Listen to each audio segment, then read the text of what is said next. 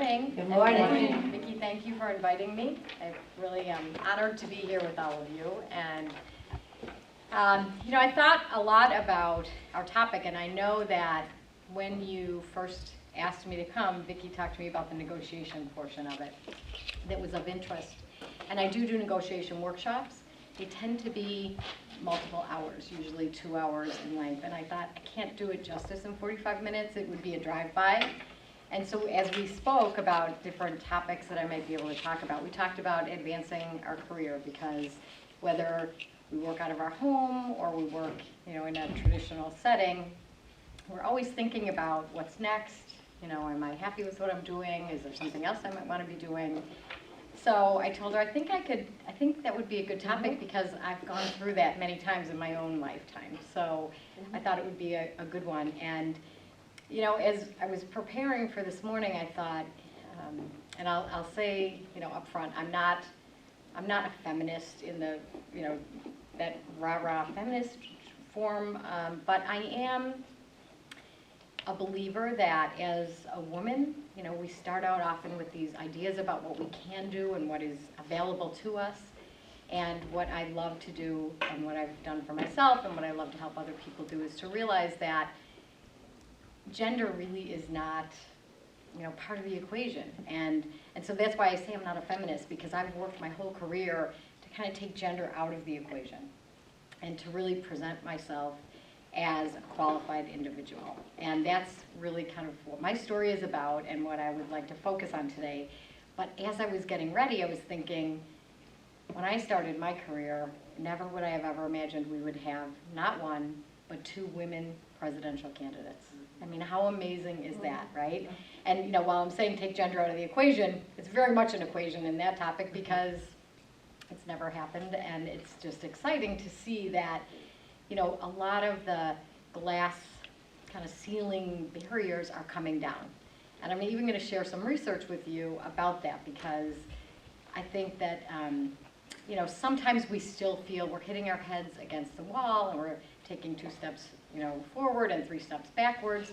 But we really are advancing, as a group. And being here with all of you this morning just is proof for me of that you have come together as a group of individuals that are in business, both, in traditional business and on their own, and you're here to help each other. And, that's whether it's male or female, you're here to help each other, which is beautiful to see. And so I'm honored that I can be here to help you with that as well. And I thought about how to best approach this, and what I decided to do is, we all have a story, and that's kind of who we are. And I thought I'd start with my story, and I'll use my story as a framework to talk about advancing your career. And I'll start with my family. And I mentioned to somebody, I grew up in Buffalo, New York. I'm one of 10 children, and there are 8 girls in my family. So I am probably most comfortable in that setting. And ironically, I have 2 sons, and my dog is a male, and I so that's my life. But growing up and being one of 10, it really does influence who you are as a person, and sometimes you don't realize it while you're going through it. But I've learned through my life, as I look back, I'm like, this makes sense why I'm this way, and I wouldn't trade it for anything. It taught me a wonderful work ethic. It taught me how to get along with people. How I'm not the center of the universe, and sharing is really important, and people are different. One thing that is amazing to me is when I had my own 2 children, I couldn't believe how different they were from each other, and I kept saying, how did this happen? Same parents. And then I'd stop and I'd say, remember the 10 of us? We couldn't be more different from each other. So there's so many life lessons that you can learn from your family, and thinking back on the environment that you grew up on. And I'm spending time on this because it really does influence what you do in your life. And one of the things that Peter Drucker wrote about was, when you're thinking about your career, you need to first really understand what your strengths are. And that sounds so trite, right? Of course, what are your strengths? What are your weaknesses?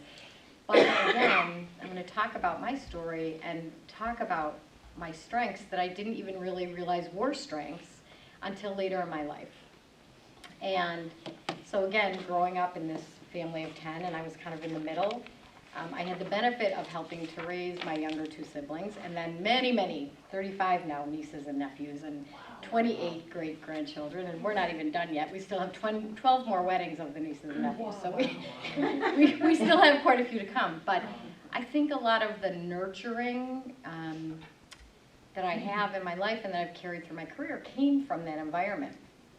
And my first job what I went to school and studied for was to be a nurse. I worked, at 16 as a nurse's aide and went into nursing and loved it. And I think that came from just the environment that I grew up in. And when somebody was sick, I was always the one that was there, and I enjoyed it. So nursing was definitely my passion, and it is something that is still a part of the work that I do. And so I worked in nursing for a number of years. I actually moved to Boston right out of college and worked at Brigham and Women's Hospital and loved it. It was the best experience that I had. I had the opportunity to work in primary nursing, so it was 2 patients, 1 nurse. And as a new grad, it was phenomenal training, and I am so grateful to have had that experience because it gave me the confidence to go on and do something that I really wanted to do. I wanted to be a critical care nurse. I wanted to test myself. And one thing I know about myself that is maybe a little bit unique from some of my other family members is that I was always questioning whether I really could do something. So, okay, I have this nursing degree, but can I really cut it? Am I, okay, I can work on the floor, but can I really cut it? And so one of the things that was instinctive in me was to always push myself out of my comfort zone. And again, as I look back on my life, that's kind of this common thread. And it really is a strength in some ways because it pushed me to get my license when I was 16. And of course, everyone does that, right? But no, I'm the only one in my family of 10 that got my license at 16. But I was determined that that was going to happen, and it happened. I was the first one to move out of our home and moved to Boston before I was married. No one else left the house, and so I was kind of this rebel, and I don't know why, because it's not my nature, but I had this thing inside of me that just was like pushing me. And again, I'm sharing this because it really has shaped who I am, and so it's important that you go back and think about who you were within your family dynamic, and what are the strengths that have been with you since you were a young child that really can help shape you going forward. So here I am, I'm in Boston, I'm doing nursing, I'm loving it, and I end up meeting the man of my dreams, and we get married, and I moved to Pittsburgh. So big transition, big change, but I got to work in critical care nursing, which is what I really wanted. And it was very frightening, it was very scary, and I thought, I might, I could potentially kill someone, and it was a lot of pressure, but it was what I really needed to prove to myself that the knowledge that I had and the experience that I had gained was something that I could work with. And I did that for a number of years in Pittsburgh and loved it, made wonderful friends and patients that I was able to help, and just, families. To me, helping the families through some of these crises was very important. So it was a great experience, and then along came these patients that we were taking care of that we just didn't know what quite was wrong with them. They were really sick. I'll never forget the first one. He was an executive. He had a lovely wife and daughter, but sick, and we just didn't know what it was, only to find out that he had AIDS before we even knew what that word was. So it was one patient, it was another patient, and it was very frightening as a caretaker because we didn't know what to do, we didn't protect ourselves, we didn't know we needed to protect ourselves. So all of this was going on, and this was before I had children, and my husband was in sales, he was in medical sales, and I'd be going to work and kind of a little bit worried about what was happening, and I tend to work the way I am as a person, so if I do anything, I do it about 120 to 150% because I don't know how to back it down. And so I was staying at work late, I was doing doubles, I was just kind of caring, maybe caring more for everyone else than for myself. And this pharmaceutical rep came into our unit. And he was talking to us about his drug, and you'd ask him 1 or 2 questions, and after that he couldn't answer because he didn't have the knowledge base and the real understanding on the clinical side. So I started thinking about it because it got to be annual review time, and my review was the same as somebody else's. I mean, you could erase the name, put a new name on, we all got the same review, we all got the same raise. And I started thinking, I work really hard, I really care, I give so much of myself, but it's not even, I don't even think anyone recognizes it, and I couldn't see a career path for myself because I was in a small community hospital, and so many of the people there, and I share this because you may be in a small organization where the people who are in those senior level positions are going to be there probably for the next 15 or 20 years, and that's what I saw. So I thought, okay, I have to take this into my own hands, and I have to really think about, is this where I want to stay, or do I want to do something different? So I kept coming back to this pharmaceutical rep and thinking he wasn't very good beyond 2 questions, and I kept looking at my husband who, could go out and have an amazing sale that could make the rest of his year. And I thought, you know what? I love people. I don't want to leave nursing per se. I want to keep and hang on to this established knowledge that I've gained, and how can I take this and transition into something different? So I decided I'm going to go into sales, but I want to go into medical sales, and I want to do something that is still helping people. So that was my big decision, and I talked it over with my husband, and he said, oh, I don't know about that. And I started thinking again, is this something I could do? Because I'm not, maybe today I have a different persona, but at the time, people were very surprised that I was going into sales. They were like, oh, very worried, like, Jeannie, I don't know if this is right for you. But I kept listening to this voice in my head that if this gentleman couldn't answer our questions, I want to be able to represent a product that really will make a difference in someone's life, and that I can use my nursing knowledge. And I don't care about sales. I don't have to close the sale. As long as I believe in it, it'll close itself. So I went on, met with a recruiter, and he said, oh, you'll be very difficult to place. You have no experience. And I sat there and I said, well, wait a minute. I said, I can convince a patient to let me give him an enema. I said, that's not easy. I said, I can convince a patient to let me put a needle in their arm. That's not easy. I said, I'm not selling, but I'm able to persuade them by helping them understand. I said, that's the kind of sales job I want. I don't want a hard sales job. So he's like, well, we'll see. So he called me one day and he said, there's a company, I want you to talk to them. They only hire nurses. Do you believe that? And I thought, yeah, smart company. That's the one I want to talk to, right? So I go on the interview, I meet this woman, and she was like, oh, I'm not sure. Jeannie. Maybe we shouldn't put you in the sales position. Maybe we'll put you in a support position. And I said, well, who are you going to put in the sales position? She said, well, we'll just leave that open. And I said, well, no. I said, how about this? How about you put me in the sales position? If it doesn't work out, I'll take the supports position. But I want to at least try it, right? And so I ended up getting the job. And I started to think back to, no one has confidence in me, but I know I can do it. And then I went back to my family, and I went back to my roots, and I went back to my strengths, and I was a Girl Scout. And when I was a Girl Scout, I won the prize for selling the most cookies. And I was so proud of myself. My dad wasn't very happy because the cases of cookies were showing up at our house, and he was like, oh my. We set up this manufacturing plant in our basement of, packaging and string, and here's this order, and here's that order. And because I did that so well, all of my siblings, when they had to sell anything for school, they were like, oh, Jeannie will do it. So I started to say, you know what, I've done this before. I know I can do this. And so I went into that sales position. And because people didn't think I could do it, I knew I could do it. And I needed to work hard to show them that I could. And in sales, it's all about results. So what I would challenge all of you to think about, so in sales it's easy because it's revenue, it's $1.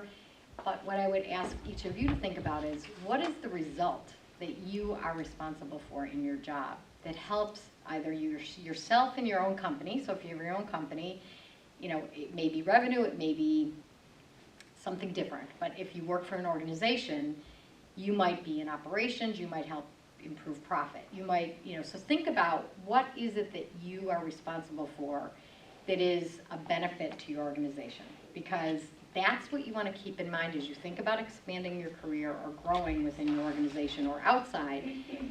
Results are what people want to hear about. And so you've got to be able to talk about your results, and that is different for each one of you. But for me in sales, it was results. And I worked for this company that we built a product called the Clinitron. It was a bed filled with sand and beads, and it was for patients with bed sores. It was actually first invented for patients with burns, and they slept on a surface that actually evenly distributed their body weight so that they were comfortable for the first time. And I'll never forget the first patient that we placed in the home on this bed. It was meant for in the hospital. But I had met this family in the hospital, and I was kind of doing what I was doing as a nurse, right? I was caring for the patient, and I was caring for the family, and this husband said, I just want to bring my wife home. She had MS, and so we were able to get it approved by our insurance company. We worked on that side of it, and I remember on a Saturday meeting our service techs at their home, carrying buckets of these beads in. It had like 1,200 pounds of beads in the bed, and then air circulated through it, and it made it like a liquid. The minute we placed this woman into the bed, she was crying, her husband was crying.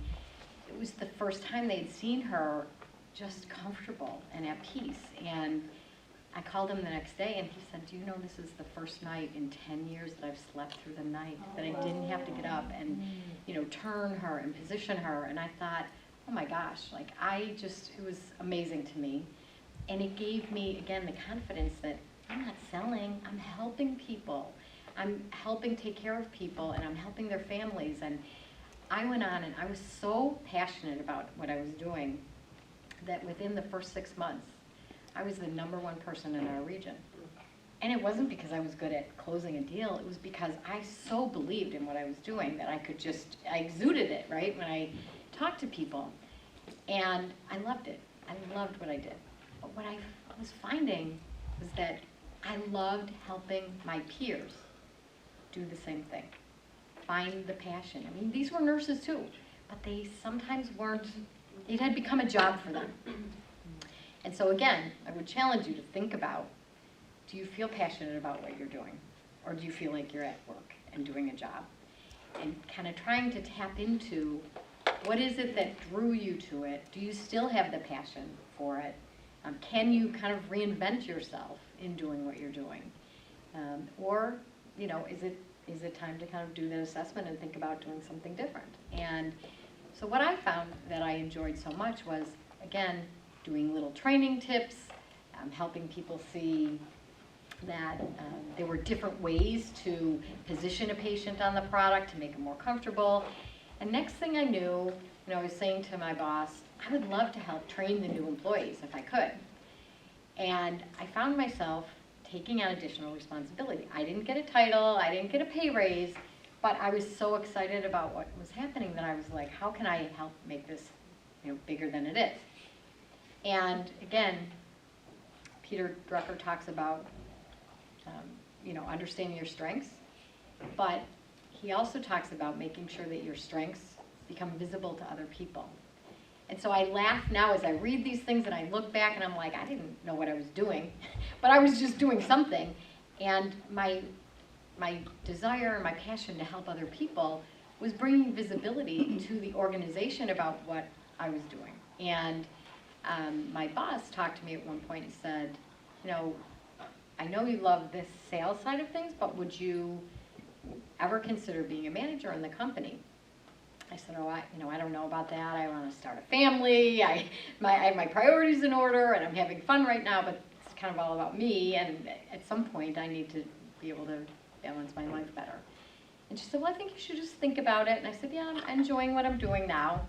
And so I ended up having my first child, and I was out on maternity leave, and I get this phone call, and it was my boss's boss, and he said, Jeanne, he said, this is no pressure, but We have this upcoming class. It's a manager in training class, and we only offer it a couple times, like every 2 or 3 years.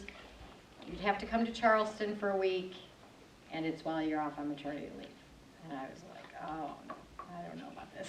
This is a big decision, because family first, right? I mean, that's my priority, and it's really important. And so I talked to my husband about it, and he said, you know what? He said, I think we can do this. He said, I can work my schedule around taking care of the baby, and I think you should go, because you might have regret if you don't. So again, sometimes when you're young and naive and you just don't know any better, you say, okay, sign me up, I'll be there on the plane, and off I go. And next thing I know, I'm back, everything worked well, and I'm now in doing my manager and training role and helping people and helping new reps and training for managers, and then I got the tap on the shoulder that there was a position open in Pittsburgh and they wanted for me to take the management position. And I thought, I think I can do this actually. And what I found was I am probably a better manager than I was a sales rep. Because I was so focused on, I don't want to be a salesperson, oh, I'm not a salesperson, I don't like that word. But what I knew I loved was the helping people. And I go back to, why did I become a nurse? I loved helping people, right? And this results side of me was, I was going to get my license. I was going to move out of the house before. I was just, I'm a very determined person. And I always saw some of those things as kind of bad things because I was so different than everybody else. But they really turned into really positive things that have kind of driven my life. So again, I encourage you to take the time to think about yourself and what is it that drives you and gets you up every day, and what is it that people tell you you're good at, or what is it people come to you for and ask you for advice on. So here I go, I'm on my management way, I'm enjoying my job, loving what I'm doing, and people would say, but don't you miss nursing? How could you have left nursing? You went to school for 4 years for nursing. I'm like, I'm still a nurse, and I'm still practicing, and I'm still, we're pursuing products and things that are all about the patient. And I was pretty good at this manager thing, and I was really good at trying to do the right thing. Not just for the company, but for the patient. And it was very interesting to see. I turned orders down.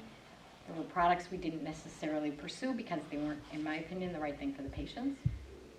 And my region was kind of coming out as one of the most profitable regions in the country. I didn't really understand profitability because I was a nurse. I studied science. I took statistics, but I got through. So at this point, I had my second child. He was 2. My older one was 6. And I said to my husband, I think I need to go back to school. And he said, okay, what are you thinking? I said, well, I love my job, but I'm working in this company, and this is in the 80s, it was a good old boys club. I'll just put it right out there. And if I had my presentation, you would have seen pictures of me. I had the big 80s hair, I had the little rosette, and the cummerbund that matched, and the shoulder pads, because you had to be the guy. In order to be credible, sitting at the table with men, you had to kind of dress the part, and I dressed the part.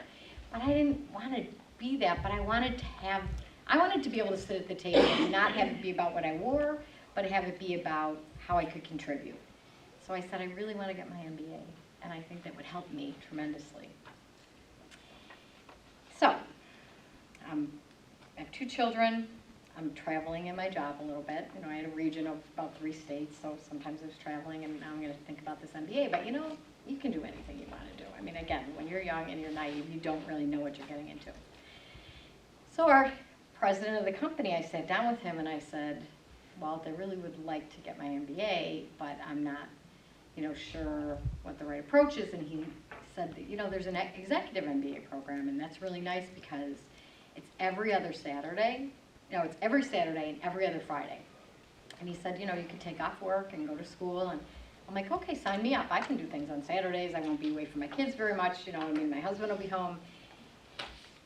First semester in was insane. And I was with these people that were CEOs of companies, and they were talking about, how do we look at the financial results, and decide whether this is a good M&A acquisition, and I'm like, does the debit go up on the right or down on the left? Like, what is debit, credit on that balance sheet? I mean, I was out of my league.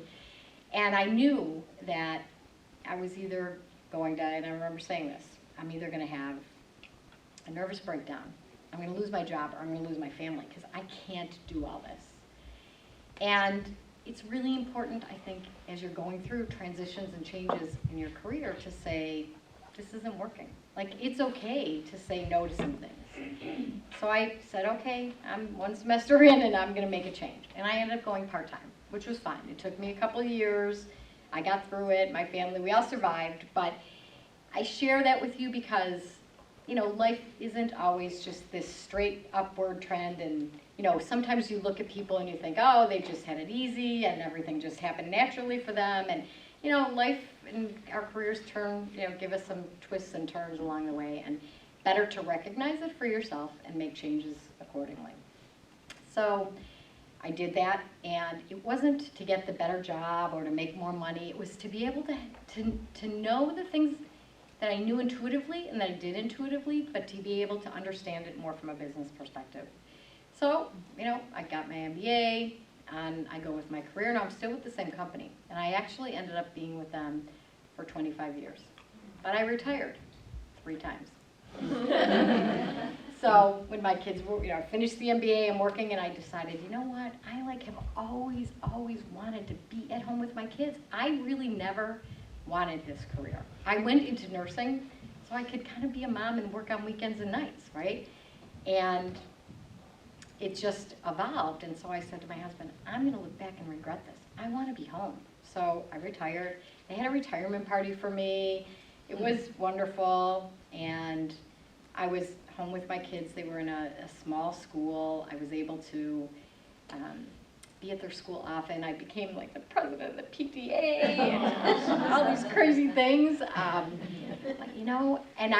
they were in a wonderful school. I was able to go on field trips with them every Friday, and it was great. And then I started getting these calls from the company. Would you be willing to do some consulting on the side? And I stopped and I thought about it, and I thought, there were things I thought I would do when I was off, like clean out closets. We have an app for that. I know. I thought I would be cleaning out my pantry, getting rid of old clothes of the kids. I didn't do any of those things because I wasn't passionate about them. Some people are, fortunately. But I just started to realize that, I was fortunate in my job that I worked out of my house. My sales career was out of my home except for when I traveled. So I started thinking, yeah, I'll take on a little bit. I can do it right here. They're in school. And next thing you know, I'm back full time. And it actually, I share that with you because sometimes we have to explore things. And I really had this guilt about my kids. And I'm able to now, for those of you who are new and young moms coming up, I'm able to now have a conversation with my 28-year-old, my 24-year-old, and I ask them, okay, now you can tell me the straight skinny about what was it like having me working, having me traveling, having me gone sometimes. And without flinching, my oldest son said, Mom, I have friends whose dads worked probably between what you and Dad earned, their dads earned, but in order for them to do that, they were never home. And when they were home, they were never home. And he said, I have a relationship with Dad, and I have a relationship with you, and I wouldn't trade that for anything. And I thought, okay, all right, then, you know what, it worked. I mean, there was none of this, like, we missed this, and I had the opportunity to be there for the things that were important for my kids, and they knew that. But I wanted to throw that in because so often we're struggling with the balancing of, can I advance my career? Can I have a family? Can I have it all? Well, no, we can't have it all. There are things that we have to learn to give up. And mine was, I'm not cleaning the closets and I'm not worried about my pantry. But the things that were important, I was there for. And so you can do those things. So I ended up in my career going from being a regional director to taking on an area vice president role, which was in the environment I was in. I was the only female at the time in that role. So it was quite an honor, and what I learned, though, as I look back, like, how did I get there? There were a couple of things. I built really good relationships with people. None of us can do it alone. And so, again, I would stress to you to think about, step outside of yourself, help other people, build relationships with people, watch people that you admire. You know, what are they doing? How can you emulate some of those things? But it really does come down to relationships and networking. And when I think about my career progression, I never had somebody taking me along, but I always had people I could go to and talk to about, I'm thinking about doing this, do you have any guidance for me? And I remember doing a talk before I retired the second time. And they asked me to come and talk to the women's networking group about my career, and I was really honored. I'm like, you know, it just happened. I don't know what to say to you. So I spoke, and there were engineers in the group. There were people who were with the company more years than I was, and I really felt kind of awkward talking about it. But I just told my story. I thought, all right, I had slides. I had pictures of me in my nursing cap. I had the big 80s hair. I had my kids in there, right? I just told my story. And this one engineer at the end said, but Jeanne, like, who was it that really kind of saw you from when you started and got you to this place? I said, what do you mean? And she said, well, somebody had to be crafting your next position for you and where you'd be going and what was next. And I said, no, really? And she said, in this company, women don't end up where you are by accident. And I said, no, really, there was no one. There were many people, but no one kind of had that plan for me. And again, I'm going to go back and reference this Peter Drucker article, which was, you know, he said in today's companies, no company is actually doing the succession planning of, okay, you know, we see Maria and we think that she would be fantastic for this, so in the next 3 years we're going to put her in this position, in the next 5 years we're going to, we have to be our own CEOs. We really have to be responsible for our own career path. And you don't have to take on the challenge of this elephant of where am I going to be in the next 20 years. You have to think about the next 18 months to 2 years, because that's really all we can handle, right? And that's all I did, because I didn't have any career strategy. I wanted to be at home with my kids. That's what I wanted. But I found work that was really meaningful, and as I was passionate and involved in it, then the next opportunity was created. But nobody ever tapped me on the shoulder, aside from my manager saying, I think you'd be a good manager. Every position that I advanced to was me making my results visible, not in an obnoxious way, but more, you know, in sales, again, it's hard. You can't hide them. They're always listed on a, you know, they rank people. But I was always promoting my team. I was talking about my team and the things they were good at. I was encouraging that they get promotions. And my boss said to me one day, you have 2 openings and they're your fault. I was like, what? She said, yeah, you got her into training and you got this one. And I said, isn't that what I'm supposed to do? Wouldn't you much rather me promote people from within the company than to have them leave, right? And I just believed in that, and I think people saw that, and so, you know, I ended up growing. Then I retired again, and it was just, I felt like I needed a change. I needed kind of time to do something different. And I was actually worried that all I could do was find the big blue H sign, and I knew how to get to hospitals, but beyond that, like, could I do anything outside of my comfort zone? Because that was my comfort zone. So we ended up moving to Boston. So I went to a little startup here in Boston. I went to a conference in New York City on women in business and ethics, and you know, it's amazing how people are put into your life. I met this woman who said, my best friend has a startup company in Boston. She's looking for a VP of sales, and I'd love you to talk to her. So I was like, sign me up. I'd love to meet Rosemary. So I met Rosemary Giordano. She had a little company called Children First, which is now owned by Bright Horizons, but it was a backup childcare company. And again, backup childcare. What do you do with your children when your babysitter's sick, when your babysitter takes vacation? I'm like, I can be passionate about this. That was my life, right? Those were always my struggles. What am I going to do when my childcare breaks down? So it was an amazing opportunity for me. 1, to get back to Boston.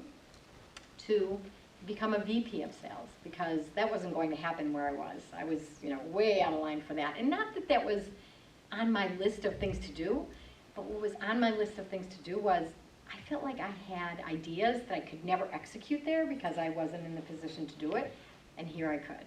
So I had a wonderful time for a couple of years doing this backup childcare.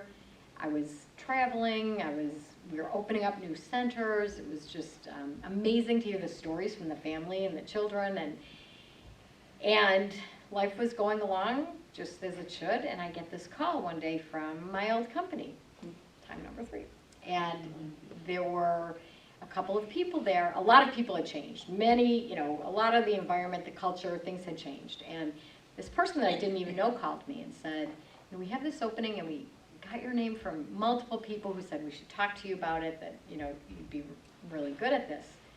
And so I talked and I listened, and he said, so what do you think? We'd love you to take it. It's in Kansas. And I said, and I asked him about the issues. It was a problematic region. So I said, you know what, you need someone who's right there, and I can't be there. I can't do that. I've just moved my family. My son's, going to be in his senior year in high school. He was at Boston College High, and I was like, I'm not doing this to him. So he said, well, how about you commute for a year, and then you move? And I said, it's not fair to your group, right? It's not fair. I said, thank you, but I want you to hire someone who can be there. So I said, okay, but wow, thanks for thinking of us first. So then they called me again about a Washington position. Jeanne, you can be on a plane back and forth every night. I said, well, tell me about the group. And there was someone in that region that was next in line to be promoted. And, I'm sure you've had the experience where you felt like you were next, and then they bring someone in from the outside, and that does not create a good work environment, and this person really deserved it. So I turned him down.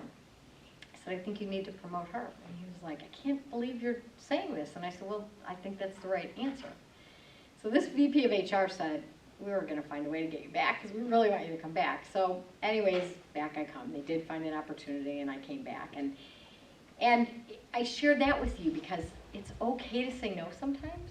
It's okay to think if something isn't right for you in your career, don't feel, it's flattering to be wanted, but sometimes it's just not the right choice, and it's not the right time, and so it's okay to know that. And when I came back the next time, I actually took a step down to come back, and so I want to share that with you because we often think our career has to be this upward mobility, but I knew that in order to kind of come back, I came back to a new division that we had acquired, and they wanted me because they knew I could help bring that group along to the culture of the company because I knew it. And so I came in as a director, and they said to me, trust us, we know you've got a VP position now, but this would be a good way for you to come back. And I said, no, I have no problem with that.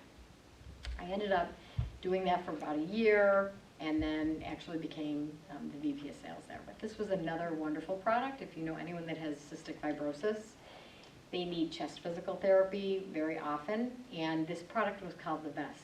And it was like a ski vest that you'd see for water skiing, and it connected to a machine, and it vibrated their chest and did, brought up the secretions. And again, talk about it. I felt like I was back with my first product, the bed that prevented the bed sores. It was the most amazing, gratifying experience to be back there doing that.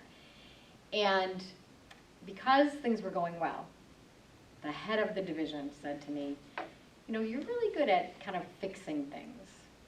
Everybody's good at something. She said, you're really good at fixing things. Would you just help me just while I recruit for a new person for this position? Would you just help me? And I said, okay.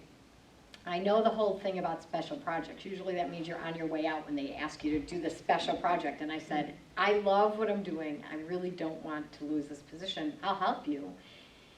So off I go for about 3 or 4 months helping her with this. And she said, don't you love it here? I mean, look at how people are responding. They're starting to do better.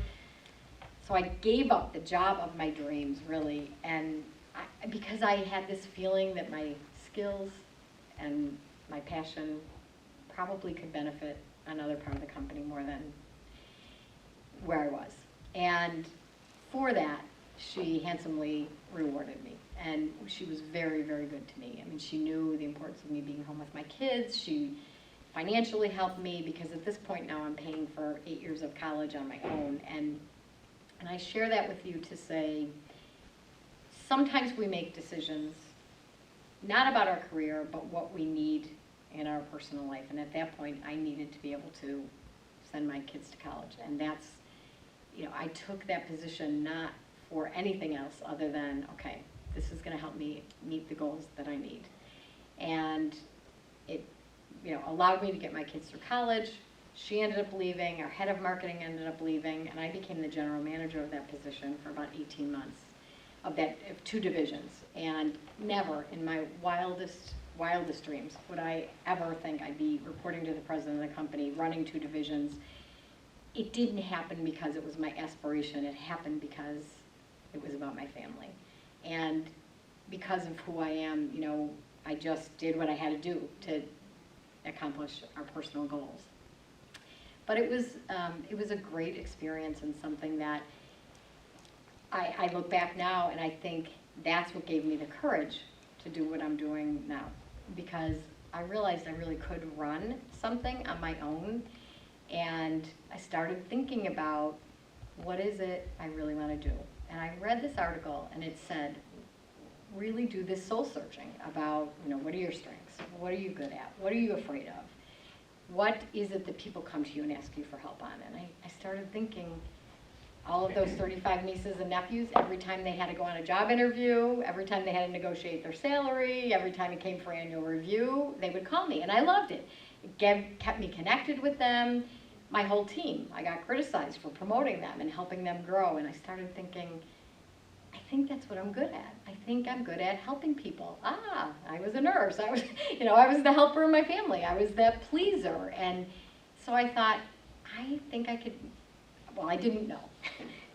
I didn't know if I could make a business out of this, right? I'm like, well, I think I can help people, and so I decided to officially retire after 25 years, and I got a retirement party, which was, again, fun, but I just kind of jumped off into this, and because I was helping my niece negotiate her, well, interview and negotiate her salary, she had told some of her friends about it. And next thing I know, I get this call from someone at Cornell University saying, you know, we have an issue in our vet school. 80% of the students now, the vet students, are women. And as the percentage of women students go up, their salaries are all declining. And we need to help them. So we'd like you to come and do a workshop on salary negotiation for them. So I was like, Cornell? Like, I'm starting my business, and off I go to Cornell. I was just ecstatic, but I was very, very nervous. And then I start doing the research, and I'm like, Cornell is the #1 vet school in the country. Like, I mean, I was so, again, naive, right? It was like, okay, all right. But it was amazing to see how hungry these people were for help. And I mean, I was just in awe of the years of schooling and the debt these people had. Unbelievable debt. I mean, more than medical school, some of them. And they were getting starting salaries of like $70,000, which I'm not minimizing that, but when you think of the years of school and the debt they had, by the time taxes were taken out, et cetera, they weren't going to be able to afford to live and pay their school loans. And so it was a very gratifying experience to help them. And many of them then became clients afterwards to get kind of the one-on-one help on when they really did their job interviews and their prep. And from that, I've gone on to Tufts now to do those kinds of sessions because they gave Tufts my name. And I do a lot of individual client work because it's what I love to do. It goes back to kind of helping people. And so that's my story, but hopefully woven through my story, you've been able to hear for yourself the kinds of things that you should be thinking about in advancing your career. And, you know, so many people, and I always tell this, you know, probably 90% of the people are not doing now in their professional life what they went to school for. They're doing a version of it. It's somewhere in there, buried down if you dug, but it's because their careers have evolved and they've, you know, taken these twists and turns and being open to what's out there and listening to that little voice in your head. You know, for me, when I left nursing, one of the biggest things I remember was I started waking up in the morning saying, when was the last time I called off sick? And that was so not like me. And I thought, okay, something is telling me it's time to make a change.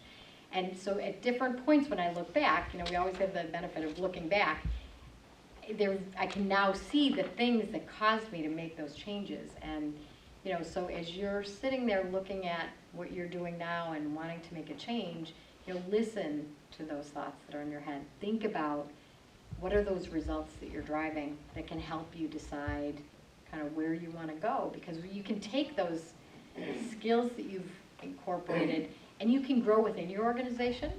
There's always opportunity within. If there's not, then you can go out of the organization. Sometimes you take a sideward step. Sometimes you take a step down. So I shared all of those examples with you to help you see it's not always kind of just this straight up and to the top, but it's okay to take a step down. It's okay to make a mistake. It's not, I worked with this guy once, and I used to be so offended when he'd say, we're not curing cancer here, and I was like, that is so disrespectful. But really, sometimes we take ourselves so seriously. We need to take our work seriously, but sometimes we take ourselves so seriously that we don't give ourselves permission to make a mistake. And so, I now hear that voice of his in my head and that accent that he had, and I was offended, but he really had a lot of truth to what he was saying.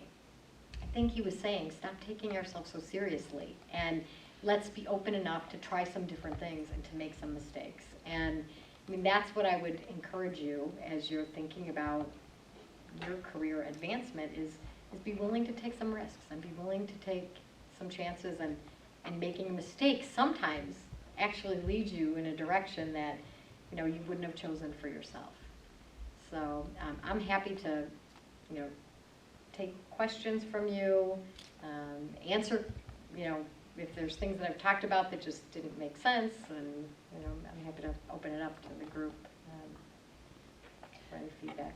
I just wanted to say that I really like how you sprinkled all of those thoughtful pieces of advice and life lessons throughout your story. And I was wondering, the Peter Drucker article that you keep referencing to? Have you ever seen the Harvard Business Review books? Mm-hmm. So they have that, there's the journal, and then there's a Harvard Business Review book. If I can get your email, I'll email you the name if anybody else is interested in it. Yeah. They've got a whole series out, and this is it's kind of one of those about managing your own career. It's not called that, but as I was reading through, I got a lot of good insight from it. And again, I think the fun that you'll have when you start to read is you're going to look back at your own life and say, oh, some of those things I just did, I didn't even know what I was doing, but it just happened. But it'll also help direct you forward. So I'm happy to send you that. And I just wanted to mention that I did circulate a pad of paper that if anybody would like a follow-up consult with Jeanne, Beth has it over there, and that's going around the room.